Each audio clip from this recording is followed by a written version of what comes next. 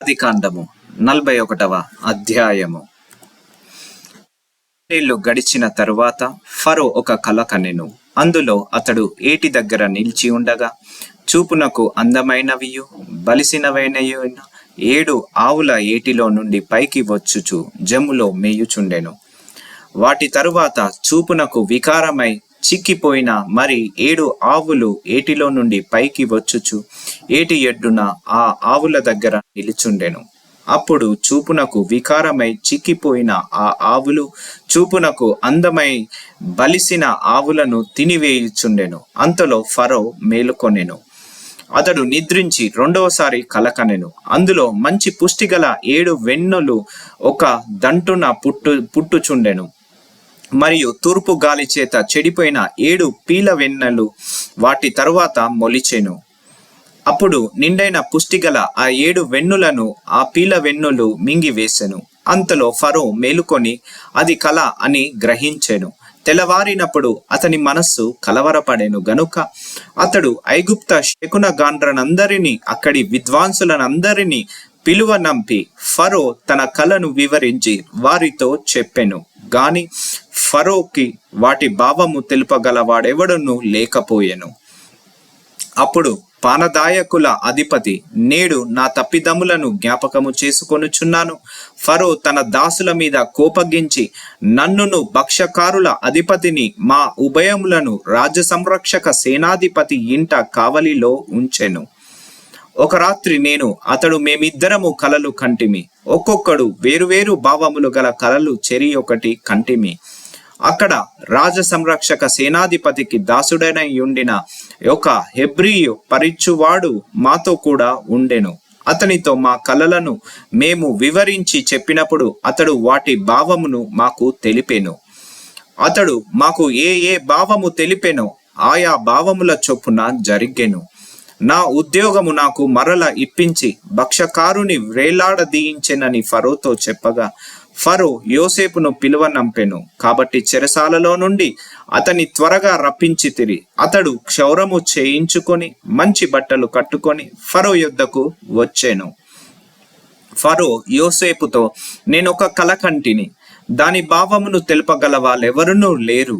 నీవు కలను విన్న ఎడల దాని భావమును తెలుపగలవని నిన్ను గూర్చి వింటినని అతనితో చెప్పినందుకు యోసేపు, నా వలన కాదు, దేవుడే ఫరోకు క్షేమకరమైన ఉత్తరమిచ్చునని ఫరోతో చెప్పెను. అందుకు ఫరో, నా కలలలో నేను ఏటి ఎడ్డున నిలుచుంటిని, బలిసినవియు చూపున కందమైనవనియు 7 ఆవుల ఏటిలో నుండి పైకి వచ్చి జమ్ములో మేయుచుండెను.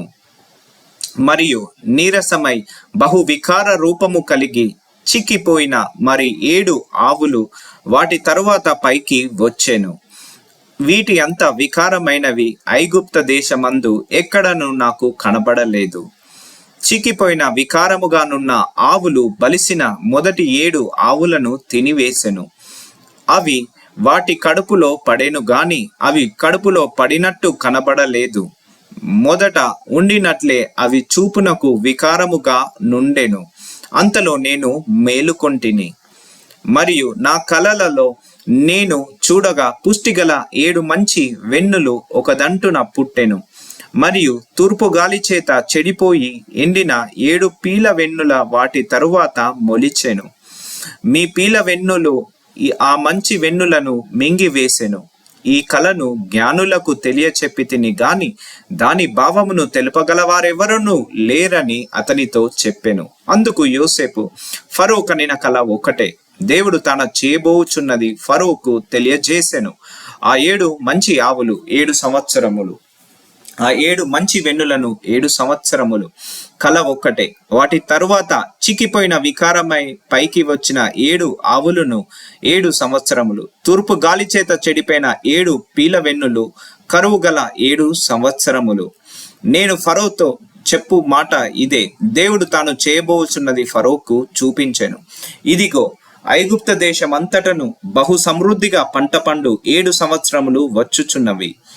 మరియు కరువు గల 7 సంవత్సరములు వాటి తరువాత వచ్చును. అప్పుడు ఐగుప్త దేశమందు ఆ పంట సమృద్ధిగా యావత్తును మరవబడును. ఆ కరువు దేశమును పాడు చేయును. దాని తరువాత కలుగు కరువు చేత దేశమందు ఆ పంట సమృద్ధి తెలియబడకపోవును. ఆ కరువు మికిలి భారముగా నుండును. ఆ కార్యము దేవుని వలన నిర్ణయింపబడి ఉన్నది. ఇది దేవుడు శీఘ్రముగా జరిగించును. అందుచేతనే ఆ కల ఫరోకి రెట్టింపబడను. కాబట్టి ఫరో వివేక జ్ఞానము గల ఒక మనుష్యుని చూచుకొని ఐగుప్త దేశము మీద అతనిని నియమింపవలెను. ఫరో అట్లు చేసి ఈ దేశము పైన అధిపతులను నియమించి సమృద్ధిగా పంట పండు 7 సంవత్సరములలో ఐగుప్త దేశమందంతటను 5వ భాగము తీసుకొనవలెను. రాబోవు ఈ మంచి సంవత్సరములలో దొరకు ఆహారమంతయు సమకూర్చి ఆ ధాన్యము ఫరో చేతికప్పగించి ఆయా పట్టణములలో ఆహారమునకై భద్రము చేయవలెను. కరువు చేత ఈ దేశము నశించిపోకుండా ఆ ఆహారము ఐగుప్త దేశములో రాబోవు కరువు సంవత్సరములు 7 ఈ దేశమందు సంగ్రహముగా నుండునని ఫరోతో చెప్పెను.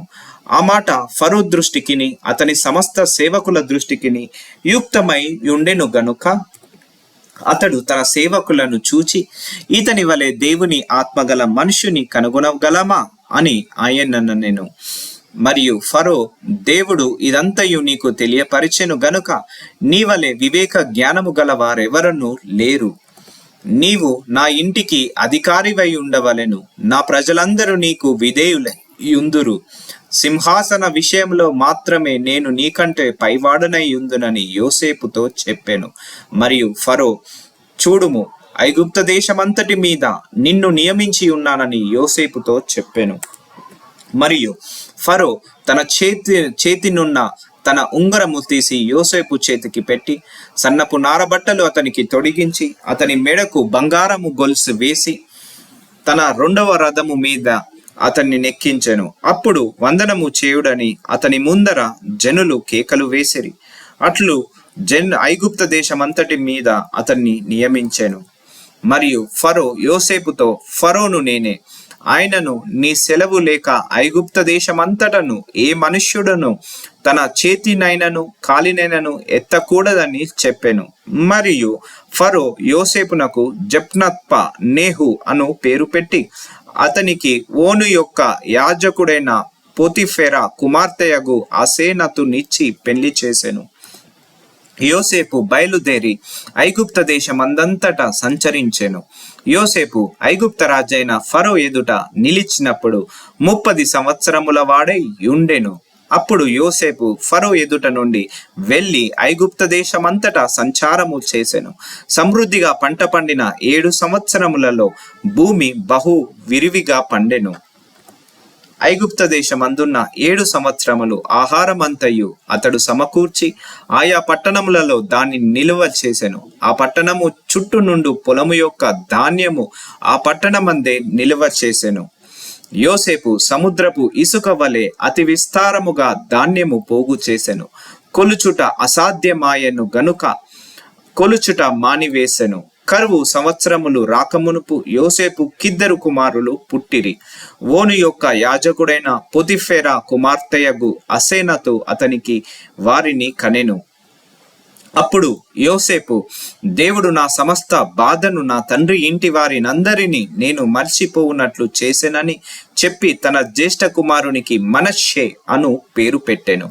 తరువాత అతడు, నాకు బాధ కలిగిన దేశమందు దేవుడు నన్ను అభివృద్ధి పొందించెనని చెప్పి 2వానికి ఎఫ్రాయిము అని పేరు పెట్టెను. ఐగుప్త దేశమందు సమృద్ధిగా పంట పండిన సంవత్సరములు గడిచిన తరువాత యోసేపు చెప్పిన ప్రకారము 7 కరువు సంవత్సరములు ఆరంభమాయెను గాని ఐగుప్త దేశమంతటను ఆహారముండెను. ఐగుప్త దేశమంతటను కరువు వచ్చినప్పుడు ఆ దేశస్థులు ఆహారము కోసము ఫరోతో మొరపెట్టుకొనిరి. అప్పుడు ఫరో, మీరు యోసేపు నొద్దకు వెళ్ళి అతడు మీతో చెప్పినట్లు చేయుడని ఐగుప్తీయులందరితో చెప్పెను. కరువు ఆ దేశమందంతటను ఉండెను గనుక యోసేపు కోట్లన్నీ విప్పించి ఐగుప్తీయులకు ధాన్యమమ్మకము చేసెను. ఐగుప్త దేశమందు ఆ కరువు భారముగా ఉండెను. మరియు ఆ కరువు ప్రతి దేశమందు భారమైనందున సమస్త దేశస్థులు యోసేపు నొద్ద ధాన్యము కొనుటకు ఐగుప్తునకు వచ్చిరి.